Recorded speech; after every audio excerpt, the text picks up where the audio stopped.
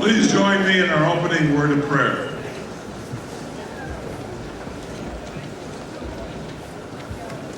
O God of wisdom and truth, we give thanks for places of learning, for our childhood homes, our schools, and especially this day for Augsburg College. Thank you for all who serve faithfully in this place, our faculty, staff, and administrators. Thank you for all who support Augsburg College through gifts of money and volunteer service. We pray for this class of 2002. May your spirit of grace rest gently on each of them.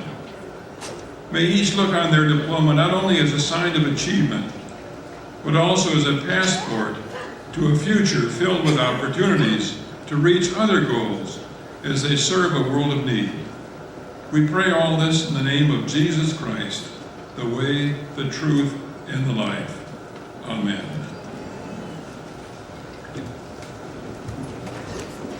Please be seated.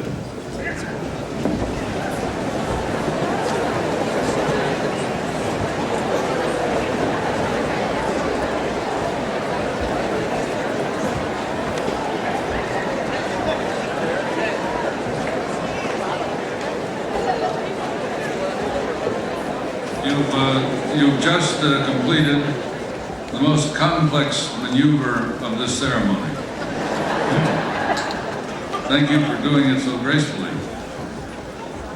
My name is Bill Frame. I've been president here for 5 years now.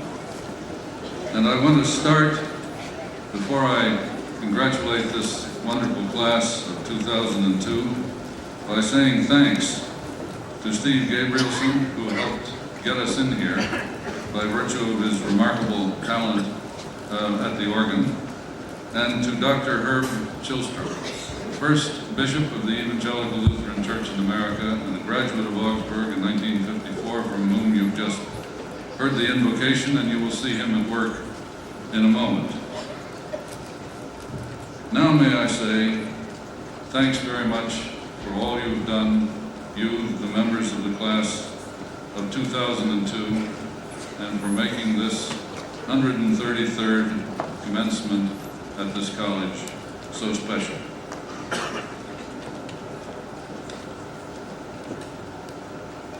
You represent a diverse student body, of which 541 are graduating today. 318 of you are traditional or day students. 137 have graduated from the college under the auspices of the weekend college and are in the main working it out. You better watch that, you haven't gotten your degrees yet.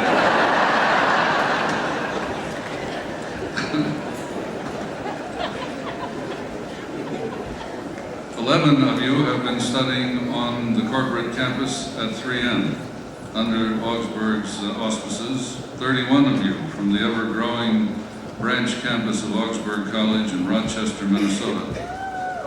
Yeah, there was a little hoot.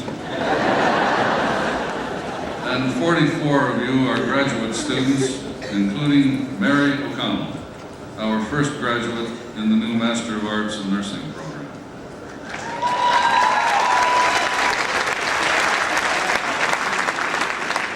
Apparently there are some here who are interested in the health sciences. 19 countries are represented among this class, the flags of which are arrayed behind me. The class as a whole has distinguished itself in several ways. 11 of you are graduating with distinction, and 14 with departmental honors. In sport, the Augsburg wrestling team won the national championship at NCAA 3 for the third year running, the first time in history any such accomplishment has been received. The seniors on this year,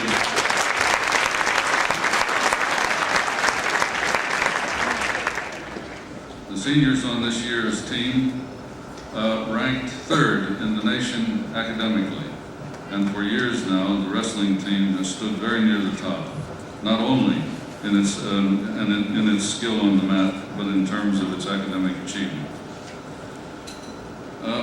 3 of your classmates in the physician's assistant program, Larry Nilsson, Paul Tallarico and Laura Carlson authored a paper that placed first in the National Physician Assistant Writing Competition. 165 of you completed independent studies or internships, and more than 100 of you studied overseas, taking advantage of several programs, some of which are directly managed and owned by Augsburg College. Cassandra Shelton, a weekend college history major, won a national award for her essay, The Two Faces of African American Suffrage. 12 of you are graduating from the honors program. Among you are 15 who are the sons, daughters, or spouses, and otherwise members of the Augsburg faculty or staff, several of who have completed their degrees through the weekend college while working full-time for the college. And 9 of you, a record number, are McNair Scholars, selected in honor of the memory of NASA mission specialist Ronald McNair, the African-American physicist who was aboard the Space Shuttle Challenger when it exploded in 1986. The McNair Scholars Program is dedicated to the high standards achieved by Dr. McNair in his life of service and helps prepare students from traditionally unrepresented segments of the society for doctoral studies through research and other scholarly activities. Congratulations to you all. You have brought distinction to this college, to each other, to its alumni, to its faculty, and its staff. Thanks for all you've done.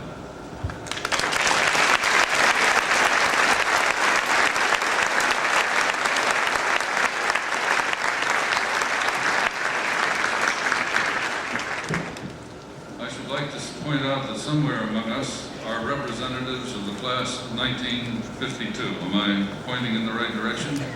I am. Those golden hats are an indication of that 50-year span that stands between those people and these. We hope to see most of you back here wearing those golden hats in 50 years' time, and we presume that you will have been here several times in the meantime. Thanks to them, though, for coming to represent that class.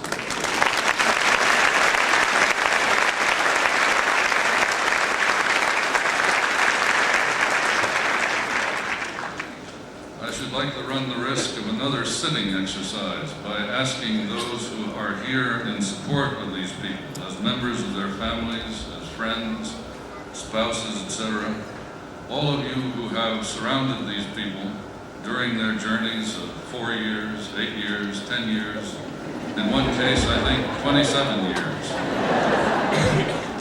I wonder if we could ask you to stand so that we can say thanks to you.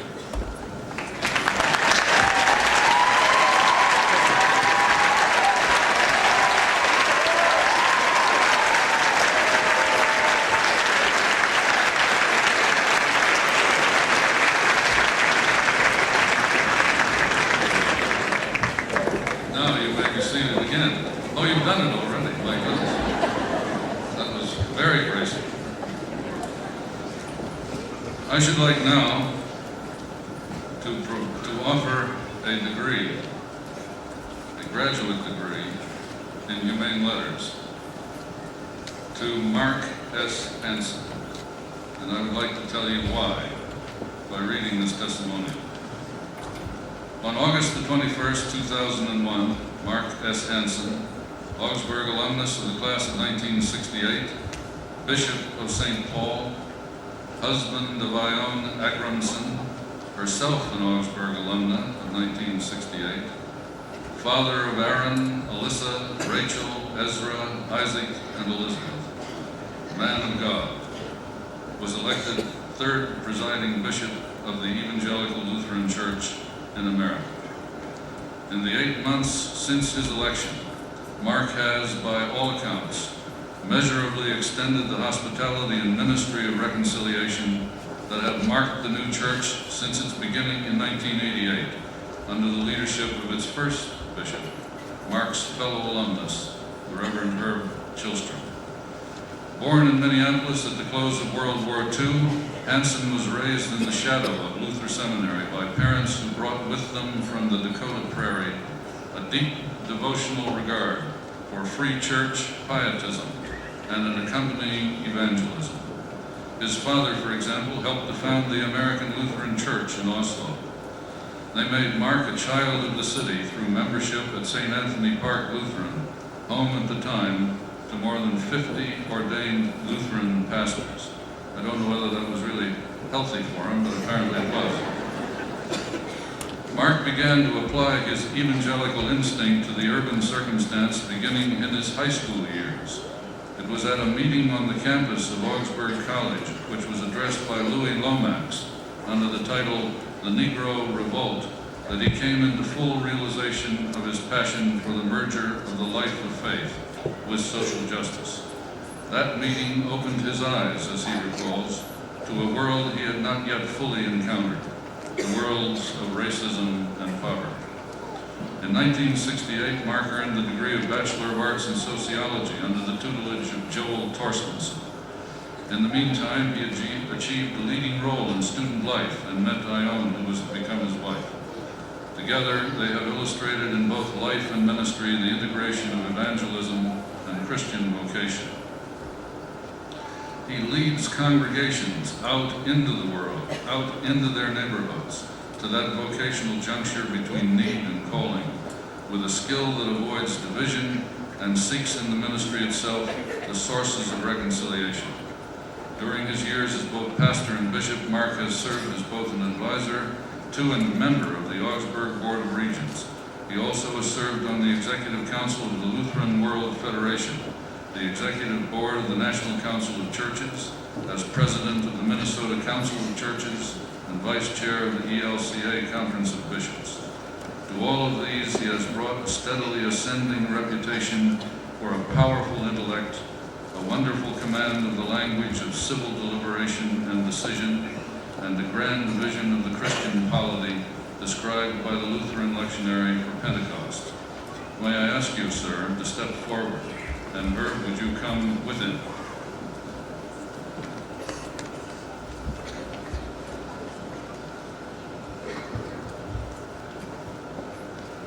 Bishop Hansen, you have accomplished much and have demonstrated that leadership goes hand in hand with compassion and evangelism arm in arm with justice. As you yourself have so eloquently stated, the curiosity of our minds and the depth of our faith can be brought together in the context of the world where God calls us to live out that faith. It is fitting, therefore, that Augsburg College confer upon you the degree Doctor of Humane Letters, honoris causa.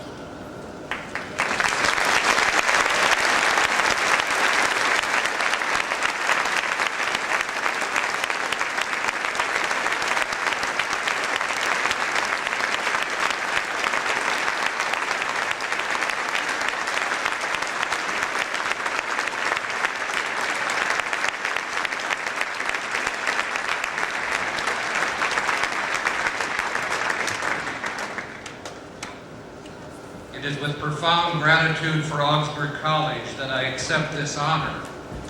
That visit in high school to Symalby Hall to hear Louis Lomax with his passionate plea for racial justice was nourished in my 4 years at Augsburg, particularly the summer of '66 when 6 of us Augsburg students were sent into Chicago, the summer Dr. Martin Luther King Jr. was leading his open housing campaign. This environment was formative for me in my decision to pursue my theological education at Union Theological Seminary in New York, built upon that same commitment to justice and the presence of people of faith in the city. It was in this hall when we gathered for chapel that I remember as a first-year student hearing Oscar Anderson, our president, cry out for the Holy Spirit to stir up within each of us that faith which so many of us had been benefited by planting in our hearts from parents and grandparents, so that it might be for us a living faith. Augsburg College, where reason and faith are held in lively tension, where we are sent into the world with a passion for building communities of justice and mercy, also gave me a profound commitment to intellectual curiosity.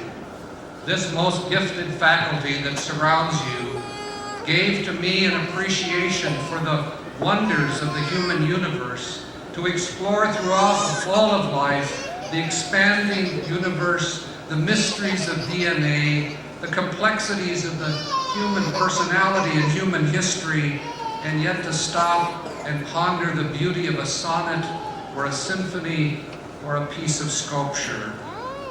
And in the midst of such a lively intellectual environment, we also learned to tend to relationships, lifelong friendships, and in my case, a lifelong loving partner in Ione, who as Director of Social Work for the 2 children's hospitals in the Twin Cities, and with our family of 6 children, have given me a rich appreciation for living in an interracial world, and a great gratitude for the resiliency of God's grace. In many respects, I think this conferred honorary degree should be given to our whole family. It's fitting to receive this degree on the day of Pentecost, because I believe the winds of the Holy Spirit continue to blow.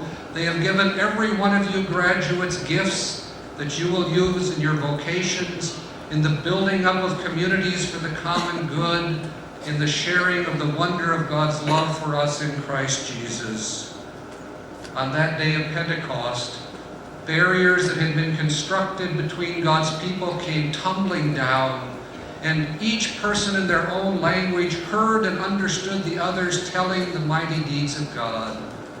May you be carrying that vision into the world that still has far too many walls and barriers. Bring them down and create a world of justice and peace. So now I want to ask you, graduates, to join me in thanking President Frey, the staff, the Board of Regents, and the faculty for their exceptional leadership and work in our lives. Will you do that?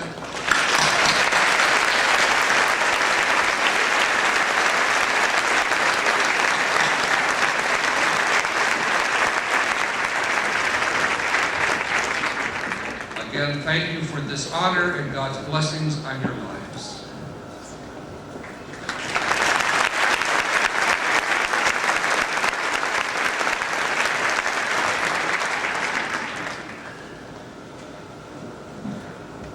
May I introduce to you James A. Johnson. Mr. Johnson is a Minnesotan, scion of a remarkable family of public servants, offspring of an Augsburg alumna, and friend of the college. He is vice chairman of Perseus, a merchant banking and private equity firm based in Washington, D.C. and New York City. He also serves as chairman of the John F. Kennedy Center for the Performing Arts and is chair of the Board of Trustees of the Brookings Institution. From 1990 until 1999, he served as the Chief Financial Officer of Fannie Mae, the largest home equity refinancing program in the world. From 1977 to 1981, he served as Executive Assistant to Vice President Walter Mondale and advised the Vice President on domestic and foreign policy matters. Earlier, he was employed by the Dayton-Hudson Corporation, worked as a staff member in the United States Senate, was on the faculty at Princeton University, where he had earned a master's degree in public affairs from the Woodrow Wilson School. He is a much sought-after advisor in leadership, business, and politics. Mr. Johnson serves on the boards of 10 major organizations, ranging from the Cummins Corporation to the United Health Group, and so on. He and his wife Maxine and their son Alfred reside in Washington, D.C., and he is cousin to graduating senior Ian Anfinson, who along with Martin Sabo helped us to obtain his services today. Please welcome to address us on the subject, Meeting Your 21st Century Challenge, James A. Johnson.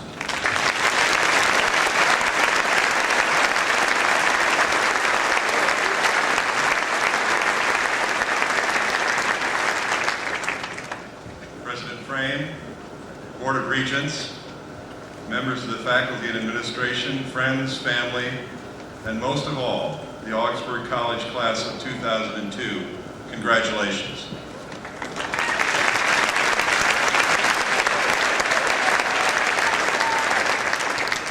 During the past 4 years, or more I understand, You've survived the luxurious Ernest Power, magnificent Marriott food, excelled in the classroom and on the wrestling mat, spent long hours studying in the library, and not to mention a few evenings at Seven Corners.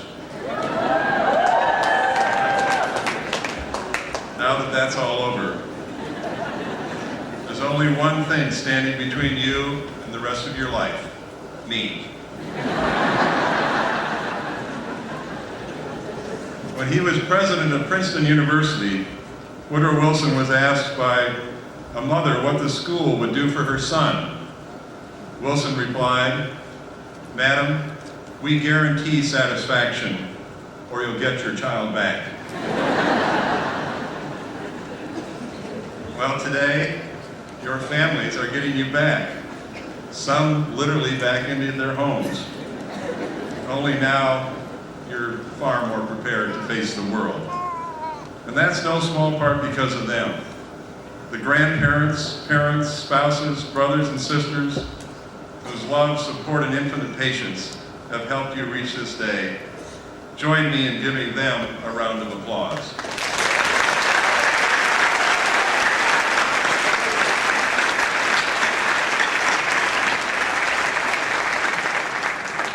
This is, as President Frame mentioned, also a special day for our family. And I'd like to offer a special recognition of Ian Anfinson, my cousin, and his family, the Anfinsons. Thanks so much for being here.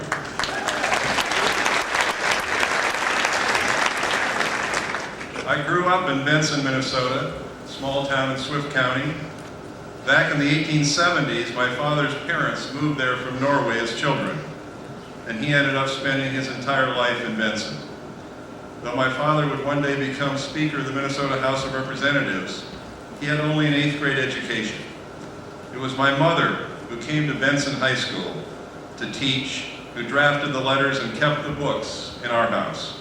And that was because in 1927, she'd left a town of only 100 people just down the road from Benson, Pennock, Minnesota, to attend a wonderful college in a great city. She was extremely proud of that college education, something you can relate to today. 71 years ago, my mother graduated from Augsburg College. Her class, the class of 1931, had only 42 people in it. In those years, they didn't have any TV, let alone MAC, MP3, IM, AOL, DVD, or the Xbox. But the lessons of education for service that the class of 1931 during their time here, and the dreams and fears they shared on graduation day, were very much the same as yours. And right now, I think we are all focused on what's ahead. I promised Ian that I would follow the best advice ever given by a university president to a commencement speaker. Quote, think of yourself as the body at an old-fashioned Irish wake. They need you to have the party, but no one expects you to say too much.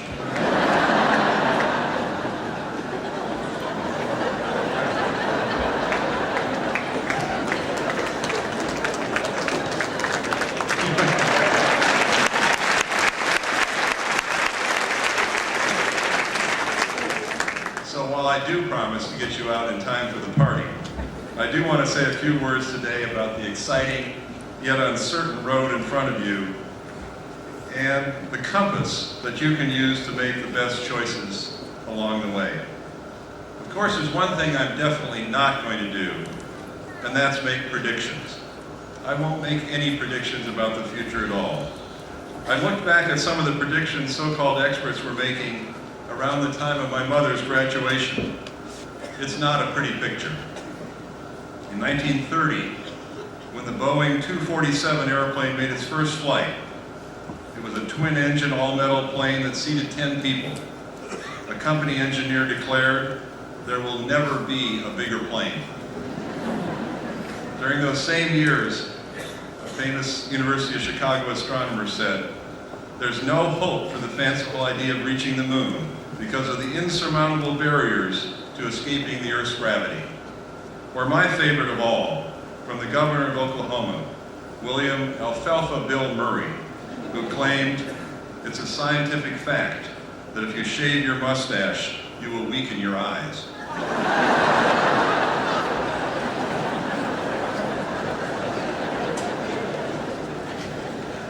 The fact is, predicting the future has always been the surest way to make God laugh. And that's true when we are talking about our own futures as well. I remember a Peanuts cartoon created by that great Minnesota native, Charles Schulz. In this cartoon, Charlie Brown says, "I learned something in school today. I signed up for folk guitar, computer programming, stained glass, art, shoemaking, and a natural foods workshop. Instead, I got spelling, history, arithmetic, and 2 study periods." Charlie's friend asks, "So what did you learn?" And Charlie answers, "I learned that what you sign up for in life and what you get are 2 different things." We never know how it will all unfold. I think back to when I graduated from college in 1965. I was optimistic about the future, but I didn't have a clue what I would do with the rest of my life. It was that uncertainty that faced my grandparents when they climbed on ships in Norway and Denmark, completely unaware of what awaited them on the other side. And it's the same for each of us. The only certainty in our journeys is that the boat will rock, storms will strike, especially when we don't expect them. When my mother graduated, our country was in the midst of the Great Depression. During my college years, it was the Vietnam War, the struggle for civil rights, and the assassination of President John F. Kennedy. I still remember being in my dormitory room when I heard that Kennedy had been shot. For days, weeks, all of us were in a state of shock, much like what you went through on 9/11, as you searched for answers in classrooms and convocations, from friends and teachers, family and faith. I know how deeply this campus community was affected. One of your alums, Colonel Matson, died serving the Pentagon. One of your regents, Dean Copperwood, was able to escape from his office at the World Trade Center. He said later the only question he asked himself is, did I do everything I could for everyone I saw in trouble along the way? And what can each of us do? President Frame wrote a letter asking students to look for that answer in the mission of this college. He wrote, "We can search for an understanding of both the world and ourselves that will guide us to the work for which we are best fit and to which we are called. Because despite the uncertainty about the future, you already have in your possession the only compass you will ever need along the way." Think about the motto of the state of Minnesota, L'Étoile du Nord, the Star of the North. It was that star that helped guide my grandparents and so many other immigrants who traveled here by ship in the late 19th century. All of us need a North Star in our lives, something that will remain bright and permanent, even if everything around it changes. And now that you've turned in your last paper, at least most of you, and taken your last test, I want to tell you the truth. Your North Star has nothing to do with the pieces of information you've memorized. The dates and places, formulas and algorithms, facts and figures. Your North Star is the values you picked up from your teachers and parents, clergy and coaches. I also look at the North Star from the perspective of a businessman who's had the opportunity to run a large corporation and sits on a number of boards. That is a telescope that I will use to look at some of the larger ethical issues confronting us today. And there's been a lot for all of us to mull over recently, especially with the recent scandals focused on Arthur Andersen and Enron. The fact is, when Enron misled the world about its financial health, it not only robbed shareholders and employees of their life savings, it also further eroded the public trust in large corporations. And it's not just Enron. After the unrestrained period in the 1990s, we're right to look harder, not at just what businesses do, but how they do it. Pick up the paper on any given day now, and you'll see top stories like these.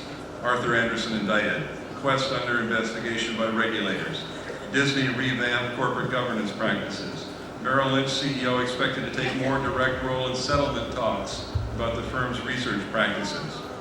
You don't need a graduate degree to know there's a problem here. My father and my mother would have had no doubt about the seriousness of these problems we face. Although the environment is far more complex today, the lessons they taught me and your parents taught you have pretty much stayed the same. There were two pieces of advice my father always gave me. Be honest and be a good employee. The fact is, there's no difference between individual values and corporate values. Good ethics are good business. What we want from friends, honesty and integrity, energy and optimism, commitment to family and community, hard work and high ethical standards are the same qualities we need from American business. These are the same values you've learned at this wonderful college, and the same values that will guide your lives, whatever direction you take. A year before George Bernard Shaw died, he was asked by a journalist to name a famous deceased man, a statesman, an artist, a philosopher, a writer, whom he missed the most. Shaw replied, "The man I miss the most is the man I could have been." Today you begin the process of becoming that person, and you will not be judged by who you know, or more correctly, by whom you know, not by what you know, but by who you are, by the commitments you keep, the dreams you realize, the love you give, and the journey you take. Don't be afraid to steer off course, to make courageous, even outrageous turns, and if the boat tips over for a moment, come right back up. Water dries up, doors close, windows open. The only way you can really fail is by failing to try. So plan for the future, sure, but I hope you don't spend too much time predicting it. You may have no clue what you're going to be doing tomorrow, let alone 10 years from now. But even if you do, you're bound to change your mind many times.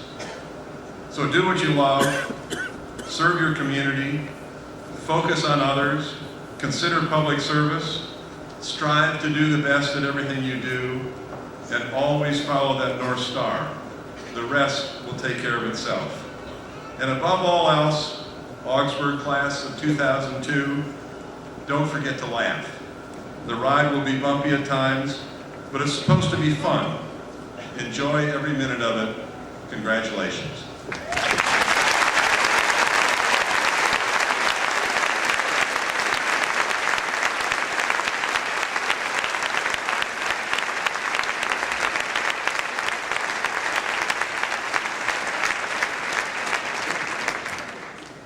Among other things, I now have another line about the Irish, in this case, Irish wakes. I'm very grateful for that. Let us join together in a hymn. It's in your materials, God of Grace and God of Glory. This, by the way, is the great Lutheran art we're doing now, the art of hymnody.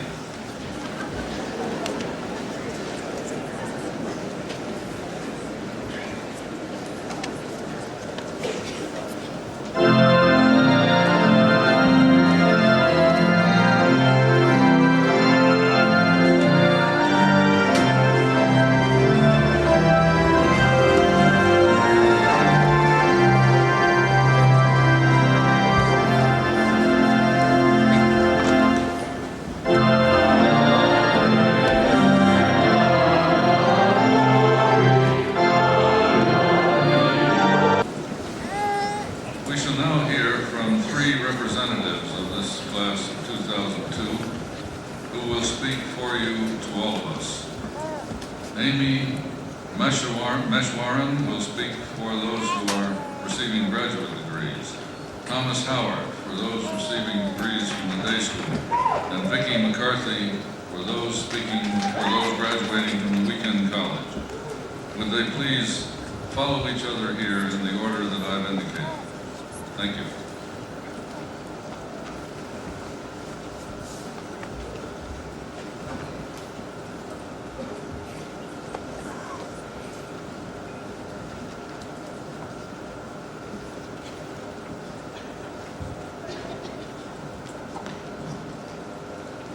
this isn't too bad.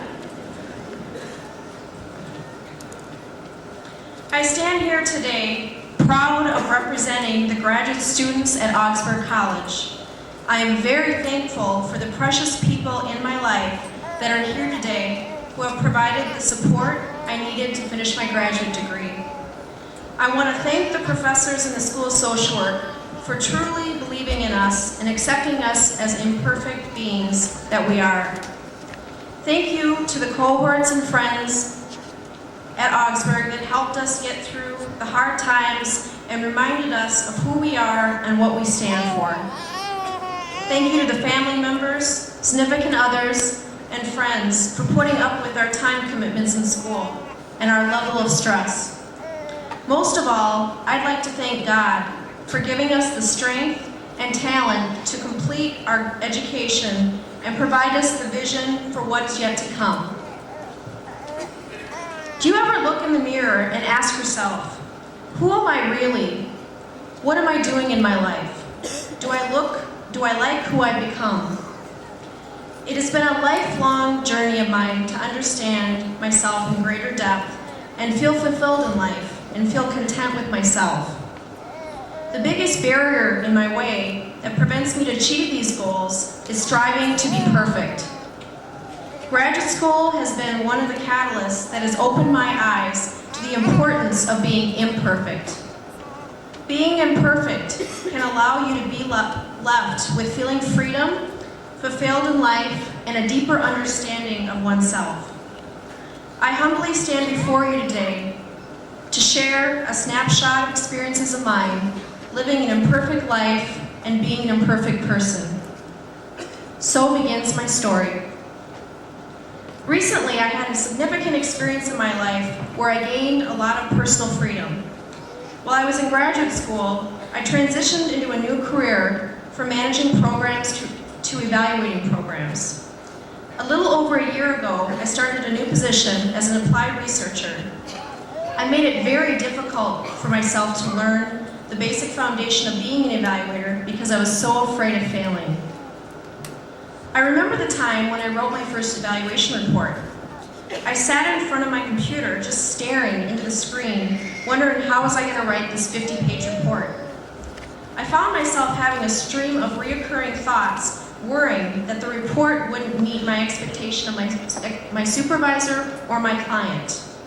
My fingertips remained motionless on the keyboard for a good month before I told myself I needed to get over this fear. I finally told myself, just do it, and if you make mistakes, you make mistakes. Months later, I finished my report, being left with a sense of hope. While struggling through this job for the first 6 months, I finally realized that I needed to lower my expectations for myself. I actually expected myself to be a program evaluator right away, not fully acknowledging that I was new to the field. I came to the point where I allowed myself to make mistakes as long as I learned from them. Accepting my imperfections allowed a certain level of freedom to be released. Within the last 3 months, I have allowed myself to settle into a role of the program evaluator and have actually become a leader on the research team. After my undergraduate degree in 1996, I experienced feeling more fulfilled in life, working and traveling in a country I've always wanted to visit since I was 5 years old. I worked at an educationally based non-for-profit agency called the Peer Support Foundation in Australia. I found myself in an unfamiliar situation. I was in a foreign country, was adapting to a new culture, and was learning a new position.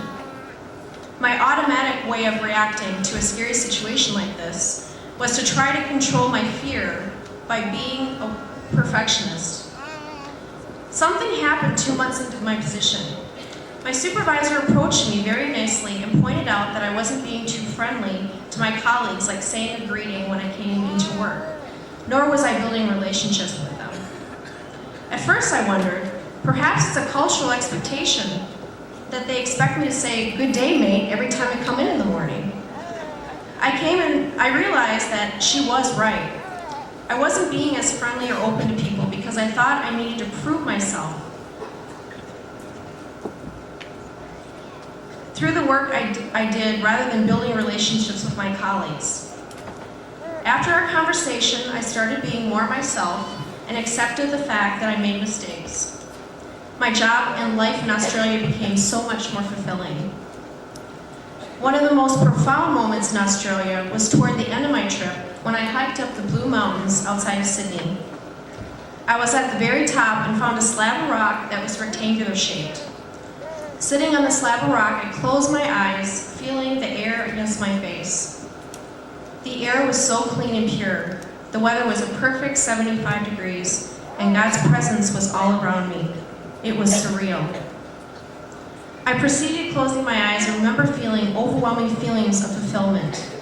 I was doing what I love, being immersed in nature, feeling God's grace, and traveling to experience other parts of the world. At that moment, on that mountain, I was at complete peace with myself. A few years ago, my life turned upside down, where I learned an immense amount of myself. I was told by a spiritual mentor, humans are like an onion with numerous layers. This same metaphor was actually used in the movie Shrek, which hopefully all of you have seen, but was misinterpreted. The phrase, humans are like an onion with numerous layers, does not mean we as humans make people cry all the time and are grown in dirt, like Shrek understands. Rather, it means humans are complex creatures, and to understand ourselves, it is necessary to pull back the layers. Over the last 29 years, I have been peeling back many layers and learned most about myself through a relationship I've had with my soulmate. I met Gabriel during the least expected time and place in my life. We met in Indianapolis at an administrative conference. 2.5 years later, we're engaged and are getting married next June. Within our relationship, one thing that has truly been revealed to me is that I'm completely fine the way I am. Despite the fact I made many mistakes in our relationship, I've allowed myself to be natural and have gained so much freedom, and I'm truly feel fulfilled. In closing, I'd like to challenge all of us to think about what your life would be like, accepting the fact that we're never going to be imperfect. An 85-year-old man who learned he was dying once wrote these words: If I had to live life again, I would relax more, I'd be sillier than I've been on this trip. In fact, I know very few things that I would take seriously. I'd take more chances, I'd climb more mountains, I'd watch more sunsets, I'd go more places I've never seen. My prayer for the class of 2002 and all of you today is when you look inside the mirror, you embrace the understanding of who you are, follow a path in your life you are happy with, and like who you have become. Thank you.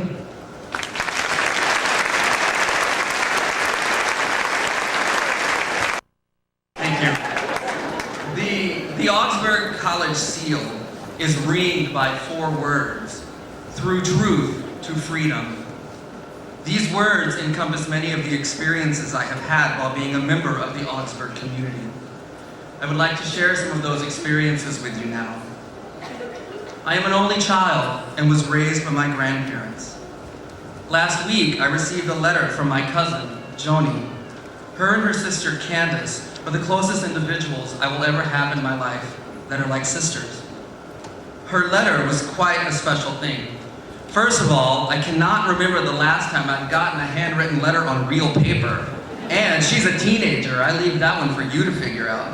I am well aware that she is more interested in hanging out with her peers in Texas than writing her aged cousin who is somewhere in the nether regions. She said something in her letter that made my heart swell. She said that she had just gotten her report card and she had gotten all A's and B's. She wrote that she hoped her future would be as successful as mine. This statement let me know that I am living my life well.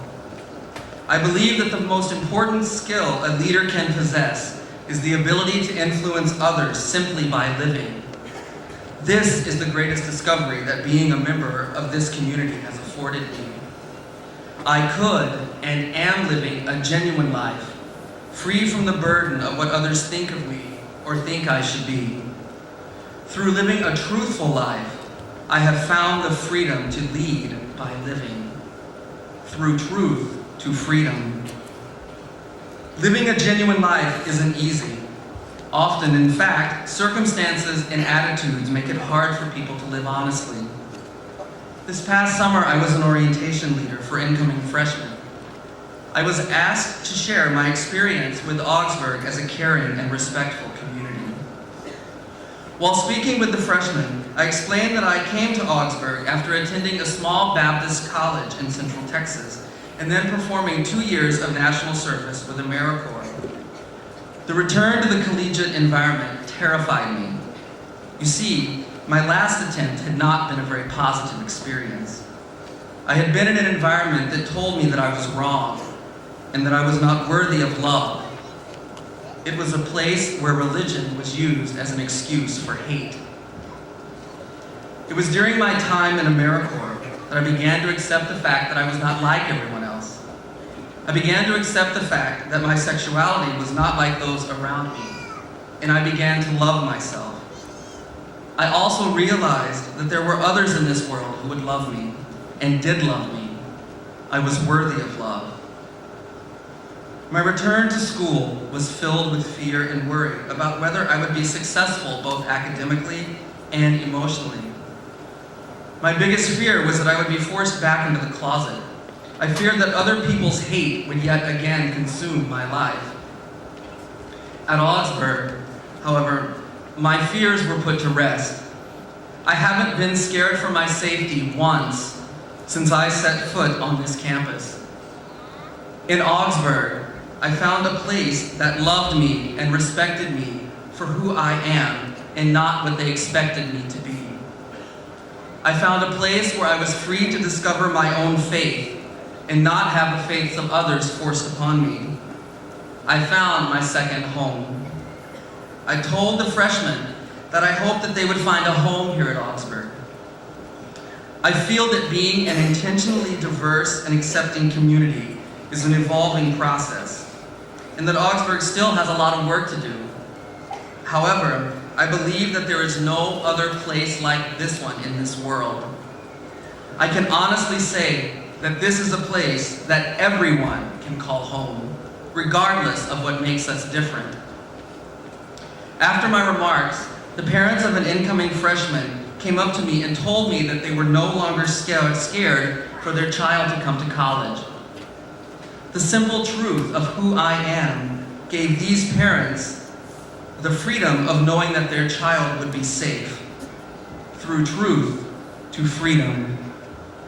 I have learned how important it is to cherish every smile and every thank you, and to return them every chance I get, even if I am having the most miserable day. I guarantee you they will be returned to you when you need them most. I hope that people remember me and think, he was a man that lived well. In closing, I would like to thank a few people who have impacted my life during my time at Augsburg. I wish to extend a heartfelt thank you to the faculty and staff of the Social Work Department. Your patience and support are greatly appreciated. I feel that the majority of my education here took place outside of the classroom. It is for this reason that I wish to say thank you to the many staff members who have made it possible for me to succeed. It upsets me greatly that you are allowed to march out of this room with the faculty and were not allowed to march in.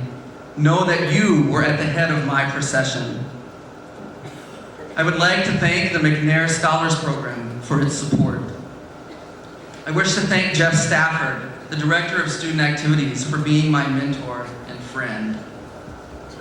Betty Wade, thank you for always being there to listen. Thank you to Jeff Moores and Christine Claridge for giving me hope in the future of this community. Thank you to Sarah Weddington and Judy Shepard, whose courage inspires me to do all that I can to make the world a better place. I am proud to call you both my friends. Finally, I wish to thank the three people that have been with me for my entire life journey. Without their patience, support, and love, I would not be standing before you today. Thank you, Granny, Peepaw, and Uncle Steve. You have my deepest gratitude and my unconditional love. I will end with a quote that has become my mantra. Maury Schwartz once said, "So many people walk around with a meaningless life. They seem half asleep, even when they're busy doing things they think are important. This is because they are chasing the wrong things. The way you get meaning into your life is to devote yourself to loving others. Devote yourself to your community around you, and devote yourself to creating something that gives you purpose and meaning. This is how I hope we all will aspire to live." I have been called many things while being here, but the most flattering has been an agent of change. My wish for you is that you live a truthful life. In it, I know you will find freedom. Thank you.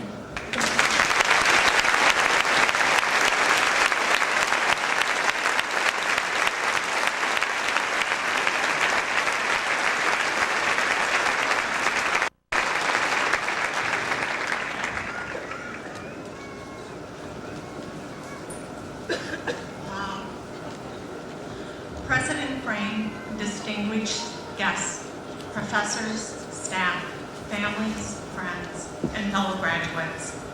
Well, here we are, at long last, celebrating our graduation.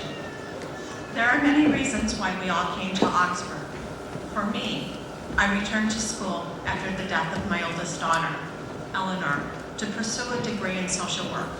She and her sister had always encouraged me to finish my college education.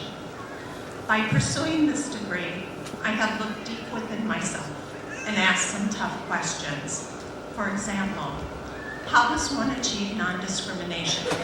And how does one build communities that embrace diversity? Today, I would like to address just one part of the problem and offer a solution and a challenge to each of us. If I said, "I accept you as you are because you are of equal value to me," does this statement have the same meaning as, "I accept you as you are because we are of equal value"? In the first statement, "I accept you as you are because you are of value equal to me," the emphasis for the value was placed on myself. I became the measuring stick of what I compared others to. This is wrong. In the second statement, "I accept you as you are because we are of equal value," I am not comparing one to another, but stating a fact, a belief that all humans, regardless of race, gender, sexual identity, or ethnicity, are of equal value. How many times in life do we equate value with the circumstances in life? For example, he has a good job, or they live in a nice house. She is homeless, or he lost his job. Circumstances need to be understood for what they are and how they affect the individual's lives, but they should never be equated with who the individual is. My daughter faced this challenge when she was diagnosed with cancer at the age of 12. People began to withdraw from her. Friends quit calling and coming to visit. Upon returning to school, some students harassed her because of the hat she wore to conceal her baldness. Perhaps it was because she was now different than them. They began to equate her with her circumstances and forgot her value as a person. Now I would like to share with you a different kind of story. A well-known speaker started off his seminar by holding up a $20 bill. In the room of 200, he asked, "Who would like this $20? Hands started going up. He said, "I'm going to give this to one of you," but first, he proceeded to crumble the bill up. He then asked, "Who still wants it?" Still, hands went into the air. "Well," he replied, "what if I do this?" He dropped it on the ground and started to grind it into the floor with his shoe. He picked it up, now crumpled and dirty. "Now who still wants it?" Still, hands went up in the air. My friends, he said, you all have learned a very valuable lesson. No matter what I did to the money, you still wanted it because it did not decrease in value. It was still worth $20. My solution is for us to learn to look beyond circumstances in life. It is time for us to put aside the superficial things that cause division amongst us, such as the color of our skin, the language we speak, or our sexual identity, and to come together in the things that we all share in common, such as our hopes and dreams for a decent life, the opportunity to have a good paying job, a roof over our heads, food on the table, and the love of family and friends. We need to value one another equally based on the content of one's character and not on circumstances. Your value does not exist because of what you do or whom you know, but your value comes from who you are. Your value lies within you. It is time that we get to know those around us and not just those most like ourselves. Eleanor found this to be true in her life. She began to reach out to others and develop some amazing friendships with many young people different than herself. It was not uncommon to see golf students all dressed in black or students with leather jackets on waiting outside of her hospital room. There were students there who were on the honor roll and some who barely made it to school.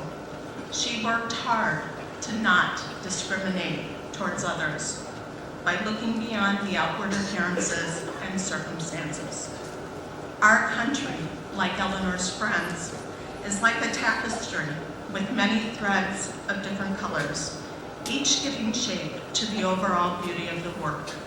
There is beauty and meaning to be found in each of us, if we only take the time to get to know one another.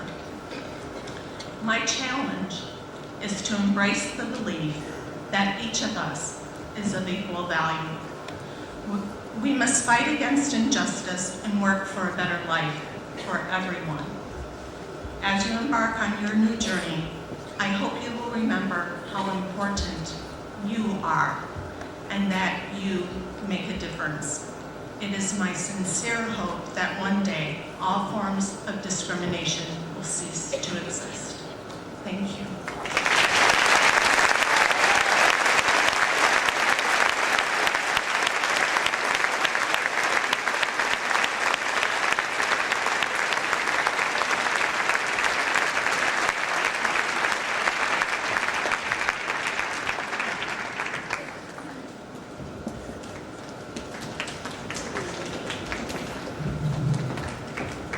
President Frame, members of the Board of Regents, faculty emeriti, distinguished guests, members of the Augsburg community, alumni, students, family, and friends. On behalf of the faculty at Augsburg College, upon whose recommendation these degrees are granted, and in their name, it is my privilege to present the candidates for the degrees Master of Arts in Leadership, Master of Arts in Education, Leadership, Master of Arts in Nursing, Master of Social Work, Bachelor of Arts, Bachelor of Music, and Bachelor of Science.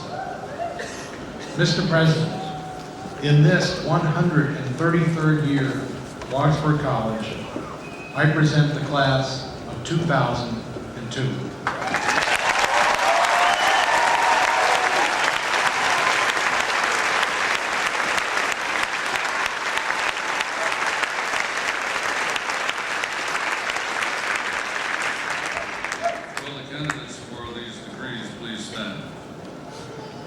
By virtue of the authority entrusted in me by the faculty and Board of Regents of Augsburg College, and upon nomination of the faculty, I now confer upon you who have completed these requirements the degrees of Master of Arts in Leadership, Master of Social Work, Master of Arts in Nursing, and Master of Arts Education and Leadership. I say also, now to those persons with bachelor's degrees by virtue of the authority invested in me by the faculty and Board of Regents, and upon nomination by the faculty, I now confer upon you, having completed the requirements, the degree degree of Bachelor of Arts, Bachelor of Music, and Bachelor of Science, with all the rights and privileges pertaining thereto. Candidates completing work for their degrees in August or December will likewise come forward with the others. As these degrees are evidence of your successful completion of a college curriculum or an advanced curriculum, and they always serve as a reminder that in life, the highest aim is truth. Will you come forward as directed by the marshals? Dean Christopher W. Kimball will announce the names of the members of the class as they come to the platform. I will be assisted by Catherine Thunheim, Chair of the Board of Regents of Augsburg College, and we will be assisted by Ruth C. Ennisbet, Assistant Professor and Chair, Department of Nursing, Lois A. Bosch, Assistant Professor and Director of the Master of Social Work Program, and Norma C. Noonan, Professor and Director of the Master of Arts in Leadership Program. And now I stand in front of a single line that says, we request that you hold your applause so that all the names can be heard, but I think I want to expand on that by pointing out that some of you here will not have great clouds of witnesses around you, nor have deep-voiced family members who like to hoot and holler. And you might, in fact, embarrass them if you unleash your troops entirely. So it would be good of you, all of you, to restrain yourselves to the degree you're able. Allow the joy to flow when we get out in the Murphy Square. There it can flow at very loud levels and in bright sunshine. But maybe you could keep it down in here so we can get this very important job done. So thank you for listening to that speech, and I apologize for the expansion of that single line. So let's get on with it. Kathy, you and I are due down below.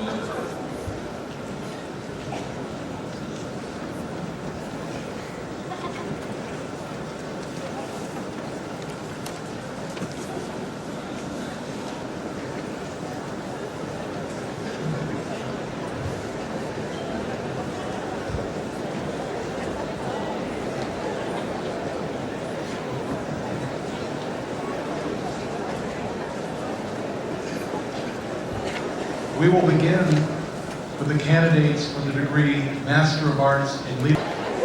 Okali Onimua Okali. Deborah Denise Baum. Joyce Pearl Miller. Rachel Ann Richens Adams. Wendy K. Bjorn. Suzanne Schneider. Chandra Erdman. Congratulations.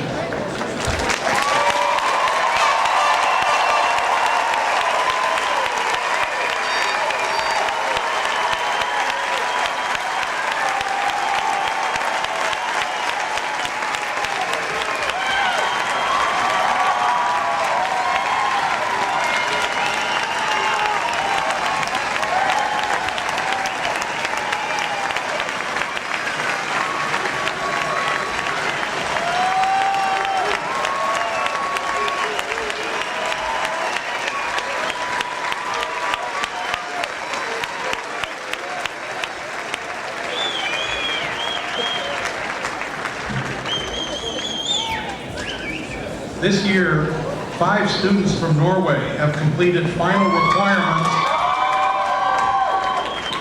requirements for their degree programs at Oslo College by studying at Augsburg through the International Partners Program.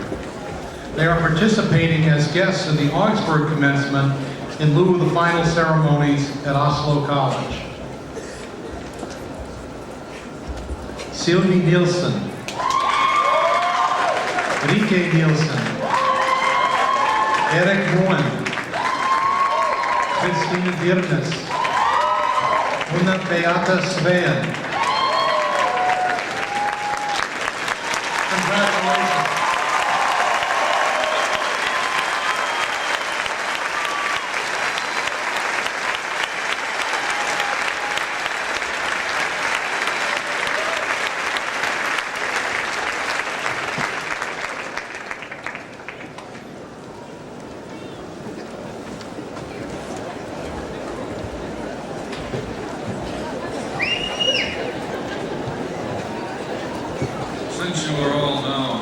alumni of Augsburg College, you should in fact be inducted into the Alumni Association, and that is appropriately done by the chair of the Augsburg Alumni Board, Jackie Lynn.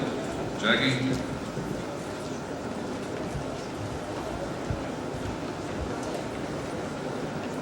Thank you, President Frame, distinguished guests, parents, friends, faculty, and of course, our graduates. Some people graduate from this place twice. I'm one of them. I graduated in 1969. That was Augsburg's centennial year. And I graduated again in 1994 with a Master of Arts in Leadership. And that year, Augsburg was celebrating 125 years of its history. In 1969, the first time through, Hubert Humphrey, former Vice President of the United States, was the commencement speaker as Augsburg reflected on its 100 years of history. Humphrey told us, and I quote from his speech, "It is good to study history, and some of you have. But it is better to make history, and some of you will."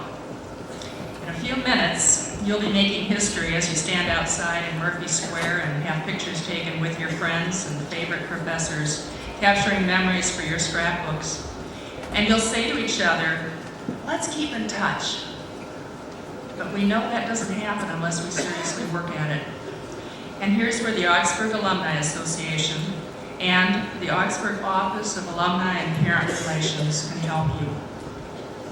One way you can keep in touch is to send us your address. I know how many times you're going to be changing addresses, phone numbers, and email addresses. Send them to the Augsburg Alumni Office so we can keep track of where you are and be sure that you get mailings in the future. Another way you can keep in touch with each other is by reading the alumni magazine, Augsburg College Now. You might find out that one of your crazy, noisy, messy roommates, perhaps the one who used to study history, is now making history. And let us know if you make history, or if you get a new job, or you have a baby, or if you discover a cure for the common cold. And also keep in touch by coming back on campus for concerts, plays, ball games, seminars, homecoming. And if you move away from the Twin Cities, find out if there's a regional Augsburg alumni chapter nearby, such as in Chicago, New York City, Washington, D.C., LA, Boulder, Colorado, Tucson, Arizona, or Rochester, Minnesota, or Wilmer, Minnesota. Let's keep in touch also through the Augsburg web pages. There's an alumni section on the web page. Find it now that you're officially alums. And let the alumni office know, again, when you change your address and your email. Or perhaps you'll come back here for your master's degree as I did. For those of you who will be graduating for the first time today, I understand that the thought of graduating a second time from Augsburg is the last thing on your mind. But don't be too surprised if this place draws you back in some way. It has been an important part of your personal history, and you can continue to be an important part of Augsburg's history, assuring that this special place continues to nurture future leaders in service to the world. So, welcome to the Augsburg Alumni Association, and let's keep in touch.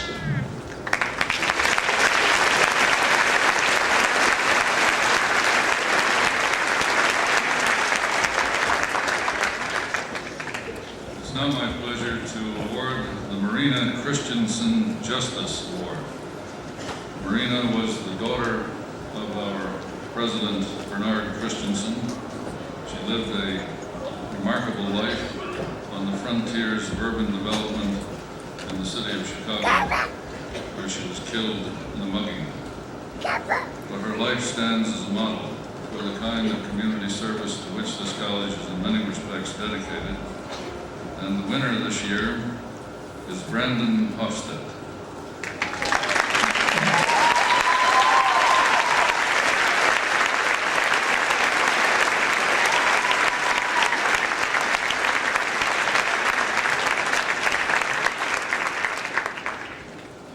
sociology major and a McNair Scholar. Throughout his years at Augsburg, Brandon has pursued a broad public agenda, working through organizations such as the Minnesota Public Interest Research Group, the Coalition for Student Activism, and the Americorps Youth Works Get Ready program. He has employed his considerable and growing academic skills as a McNair Scholar and a sociology major to recruit volunteers, secure funding, to teach and mentor, and to develop programs for underserved populations. He has played a lead role in galvanizing the efforts to revive Augsburg's One Day in May program to achieve the college's commitment to diversity and inclusivity. As one of his professors recently wrote, Brandon has demonstrated a strong commitment to social issues, a great ability as an organizer, and has the rare combination of someone who has both a positive vision for his community and skill and dedication to make that vision a reality. Through Brandon, Augsburg's motto and the ideal that Marina Christensen Justice represented live on. Congratulations, sir.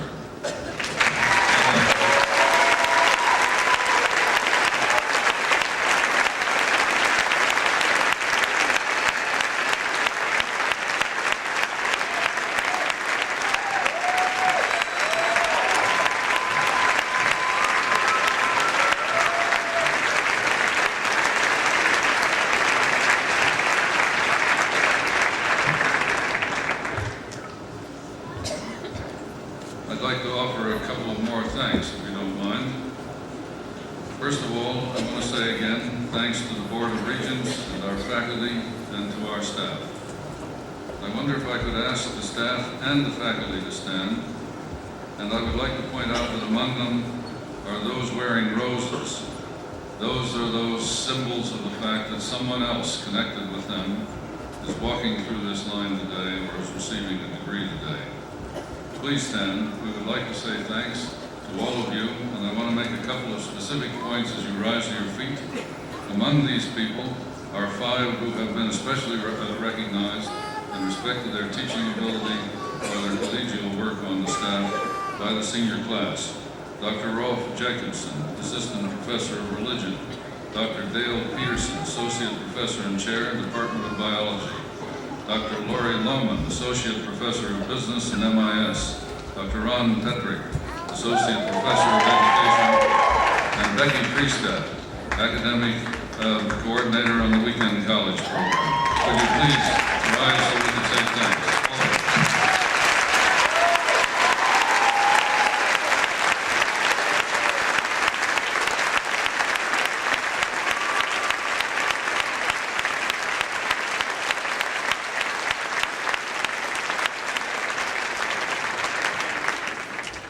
When we are finished here, we can greet each other in Murphy Square.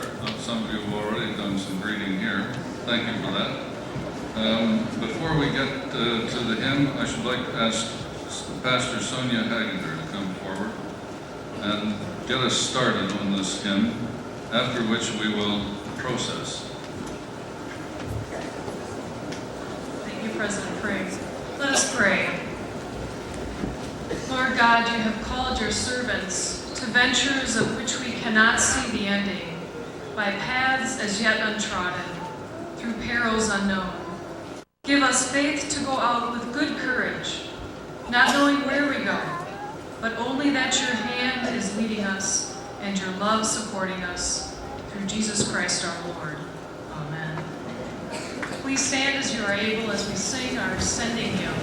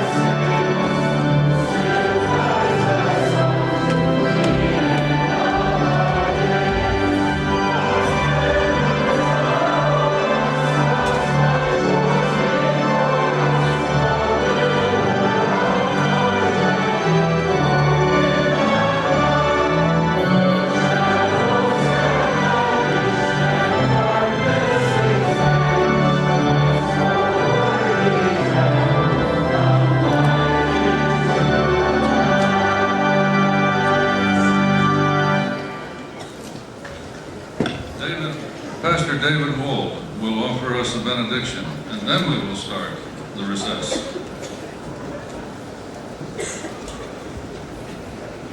We ask that all people remain in their places to enjoy the recessional until the entire company has recessed. And now the prayer and the benediction. Oh God, help us to dedicate our lives to you, that what we will do might be pleasing to you. Help us to realize that what is pleasing to you is not outward conformity to the standards of this world, but an inward transforming of our lives. Like a rock, God is under our feet. Like a roof, God is over our heads. Like the horizon, God is beyond us. Like water in a pitcher, God is within us in the pouring out of us. Like a pebble in the sea, we are in God. So let us now go out in hope, humor, joy, and peace, and change our world as God has changed our lives in Christ. Amen.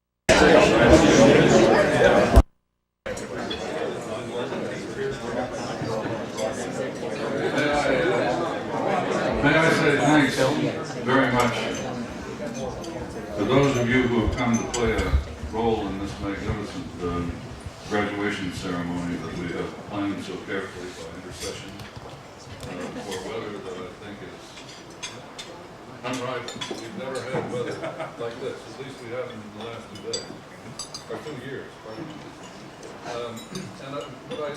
Might I say just a couple of things before we get to the introduction of dignitaries. The first non-dignitaries that are here are the 2 members of our Board of Regents who are helping us, Jean and Ron. It's grand of them to participate in this event and ceremony. I hope that some of your colleagues will show up by the time we get assembled over in the Melby Hall. And there are 6 or 8 members of the class of 1952 that are here and will be recognized during the graduation ceremony. We're trying to start the tradition of indicating the span and line of the college's history. They're at this table over here, and thanks very much for coming and participating in the event. There are members of the college council here, outstanding members of the faculty who will be mentioned in this afternoon's ceremony that are also here, and families of some of you who are rendering high service in the event. I'd like to start introducing those people by pointing out that Herb Chilstrom, a graduate of the college in 1954, and the first bishop of the Evangelical Lutheran Church in America, the first of 2 bishops of 3 to graduate from this college. We have succeeded in drawing back for this wonderful day. He and Corinne have been doing great work for the church and for human society, and are great and profound friends of the college. as you may not know, living in St. Peter in the right season and Green Valley near Tucson in the other right season this year, and have given up their palatial garden in Pelican Rapids as of just a year ago, I think, or something like that. Herb, I wonder whether you would introduce Mark. And again, may I say thanks very much for coming and for taking care of this task and for offering us an invitation to start the graduation ceremony.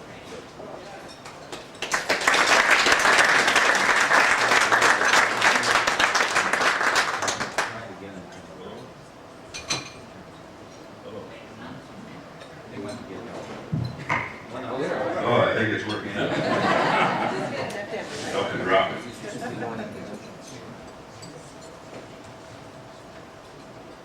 There is an assumption that if you end up being a bishop, you wanted to be a bishop. But among the bishops, we have a saying that if you sought the office, you probably deserve it. I was very happy in a parish setting in 1976 and intended to stay in that place the rest of my life when I was elected bishop.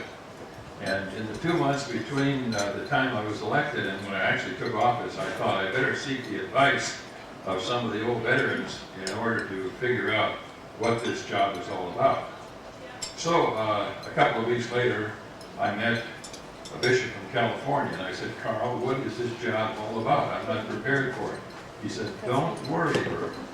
You only need to really think about 2 things that are essential. First of all, you're going to be traveling a lot now, and you have to be able to sleep in any bed anywhere. And the second thing is that you're going to preside over some lengthy meetings, so you need a very large bladder." But he said, beyond those 2 things, don't worry. Well, that didn't satisfy me very much, so several weeks later, again before I took office, I met another veteran bishop, and I said, "Herman, you've been a bishop now for over 20 years. How do you do this job?" And he looked at me and said, "Don't worry, Herman, because the first day you come into office, you'll sit behind your desk, the phone will start ringing, someone will ring the mail, and from then on you won't wonder again what the job is all about." Well, I think Mark would agree with me from his experience in St. Paul and now in Chicago. There's a lot of truth to what those fellows said to me. I'm obviously very proud of the fact that another graduate of Augsburg is presiding bishop of the ELCA. Because Davis likes to brag about his basketball teams and St. Olaf about his swim team. And of course, Concordia always has that football powerhouse. But in terms of the sport of electing bishop, we're ahead by 2-0. And we probably will stay ahead for a long time. Seriously, if you were to ask me what qualities should one look for in a bishop, I would say 2 things: a passion for the gospel and a passion for justice. And those are things that I certainly see in Mark. And I think, Mark, you'd agree with me that the formation of those passions, while they come from home and our childhood and our church and so on, an important part for both of us was attending Augsburg College. Because it was here at this place that we heard unapologetically that this was a place of faith. That this was a place where you could study and explore without limit, and yet always find yourself grounded in the Christian faith. But it was also here that I, a small town boy, came to understand that being a Christian meant you had to connect with the world. And if you saw that people were being treated unjustly, you had to do something about that. And so I'm always grateful for that kind of heritage that I found here at Augsburg College, and I know Mark shares that with me. Mark has just written a book, which I recommend to all of you. It's called Faithful Yet Changing, the Church in Challenging Times. And he sets out his own philosophy in the very first words of this book when he says, "I have a passion for the gospel of Jesus Christ, a love for the people of God, and an ache for the brokenness of the world." Faith and justice certainly shine through that statement. Many years ago, in fact, way back in the 4th century, Ambrose, who was the bishop of Milan, wrote a letter to a younger friend who had just become a bishop. And the words that he shared with that person are words that I certainly find appropriate sharing with you today, Mark. Ambrose wrote, "You have undertaken the office of bishop, and now, seated at the helm of the church, you are steering the ship in the teeth of the waves. Hold fast to the rudder of faith, that you may not be shaken by the heavy storms of this world. The sea indeed is vast and deep, but do not fear, for God has founded it upon the seas and established it upon the waves." My pleasure to introduce our current presiding bishop, Lord Nancy.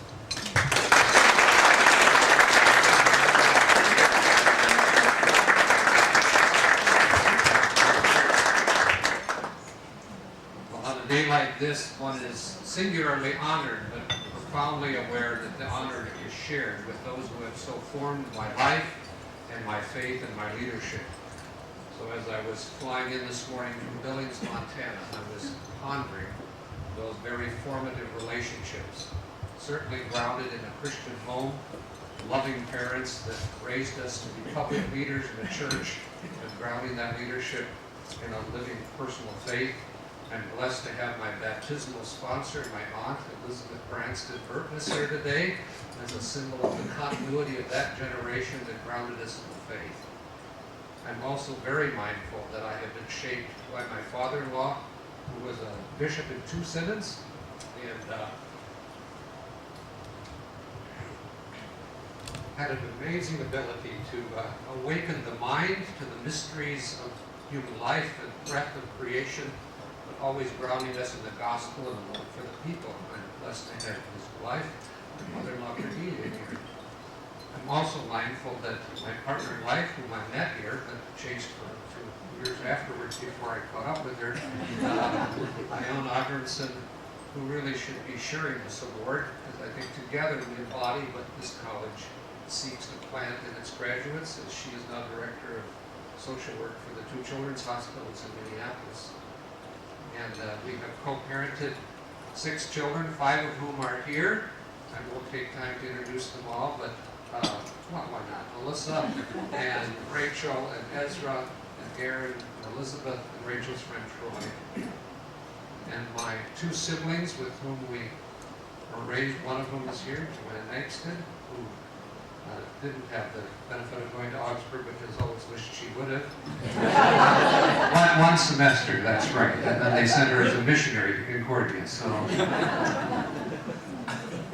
coming from Minnehaha Academy, which was a kind of continuity of my personal experience of faith in my family, and then encountering John Benson's first religion class, and he had the audacity to kind of dabble in the biblical historical critical method, which caused me to write to my parents and saying they don't even have Christians teaching the Bible here. I gotta get out of here and go to Wheaton in Illinois. And then to realize that the exploration of the faith is not mutually exclusive with the living of the faith. And to be here in those tumultuous but incredible years from 64 to 68, when we who had personalized the faith were challenged to make it public, as Herb said.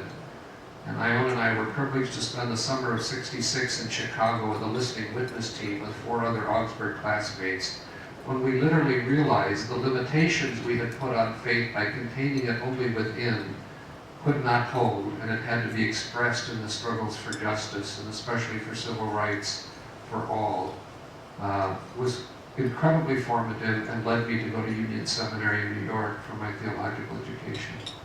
The faculty of this college are an amazing ability to combine intellectual curiosity with the freedom to pursue one's vocational callings, but grounding that in faith and relationships and community. And for that I am forever grateful. Herb and I traveled on a plane a week ago, and Bert saying, it's probably logical that Augsburg has produced 2 of the first 3 presiding bishops in this church. Now, Free Church folks probably wouldn't say that, and my Haughey ancestors maybe wouldn't say that. But as Herb said, this college so incredibly holds that dialectic tension between faith and reason, and yet also grounds us in the life of community. As presiding bishop, I am deeply committed to the vocation of this church to be a church in higher education.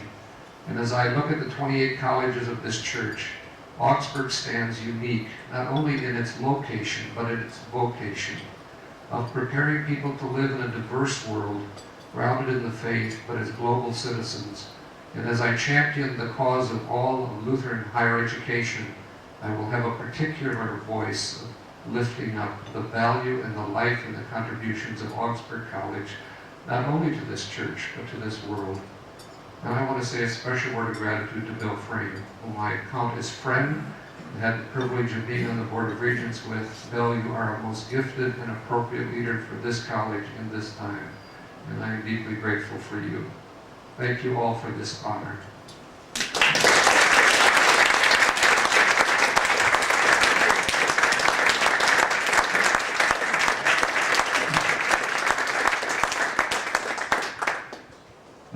Ian Atkinson has just returned from Australia and has apparently got close enough to graduation for us to actually offer him a degree.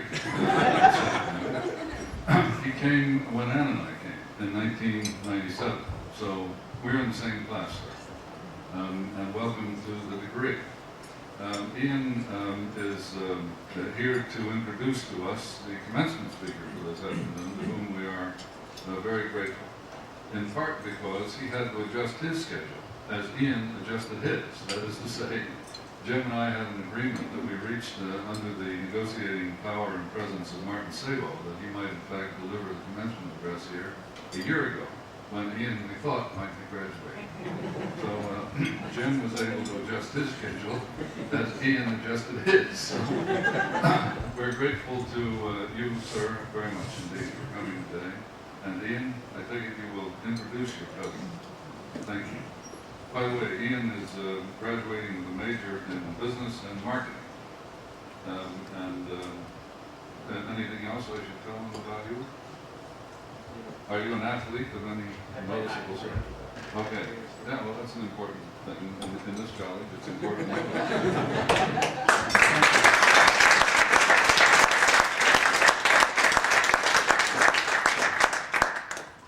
First, I'd like to take this opportunity to thank and congratulate Lori Loman.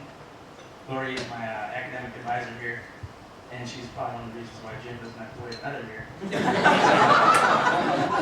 That's just saying. She's a great teacher, and I just want to thank you, Lori. You do a great job here. It's a great honor for me to introduce Jim Johnson, family member. Jim's public achievements speak for themselves. His work with Fannie Mae, providing opportunity for low-income families to own a house is one of the many reasons why he's a role model of mine. Jim cares very deeply about his family and community. He's never forgotten his Midwestern upbringing. His mother Adeline actually attended Augsburg here, graduated in 1931. I don't know if she learned how to make her lobster here, but it was something that I'll always remember. Without further ado, I know Adeline would be proud of him speaking today. Jim Johnson, thank you very much.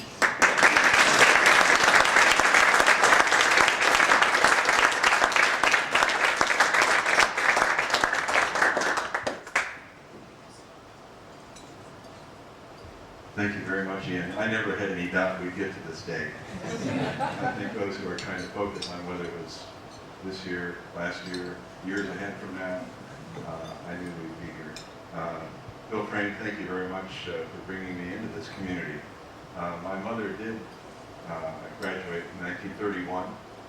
She came from Pennock, Minnesota, and this was a very big step. Graduated of Wilmer High School, and following her education at Augsburg, she became a teacher. She taught German, she taught Latin, she taught what we call social studies later on. She found her way through a number of assignments and arrived in Benson, Minnesota, a few years later, where my father lived all his life. He was born in 1898 of Norwegian immigrant parents. Both of his parents came from Norway as small children. He had the privilege of only going through the 8th grade, but he and my mother turned out to be a magnificent pair because she had so many of the skills that he lacked, and he had an opportunity to serve in so many ways and provide an example to all of us in the extended Johnson family. We have a number of Anfinsons here today. Ian's family, or at least part of Ian's family, we'll see more later. But his mother, Pat, and Scott, his father, his grandmother, Pat Anfinson, his brother, Owen, and we are all very proud to be here together. My mother was very proud of her association with Augsburg. And when she died in 1993, I wanted to do something, my wife and I wanted to do something in her memory. And so we made contact with the college and said we'd like to do more with this community. And so in recent years, we've gotten to know Bill and Ann as they come to Washington from time to time where we live, Washington, D.C. Had a very rich association with them and a lot of dialogue about the future of the college. And just to make me feel completely at home, this morning when I arrived at the airport, Mike Freeman was there, member of the Board of Regents. My father was the Speaker of the House in Minnesota when Mike's father was governor. And we have known each other for many, many, many years, and now for 30 years as adults and friends and co-workers. We both worked, I for many, many years, and Mike who had more of a sense of standing on his own 2 feet for Walter Mondale. And I was thinking about your reference earlier about how some people have unfairly accused you of being long-winded. And when Mike and I grew up in Minnesota politics with fathers who were in public life, we used to have a question we asked, and the question was, what comes after Hubert Humphrey? And the answer was Sunday morning. So it was wonderful to see Mike this morning, and appreciate very much your being part of Augsburg as well. So you'll all hear more from me. I guess I'm the only one who has substantially more airtime. So I won't tell you what I'm going to say in my remarks today, but I'm looking forward very much to having an opportunity to say a few words. I will keep it under the standard Humphrey length, so anybody's worried about getting home for supper, there'll be no problem. Thank you.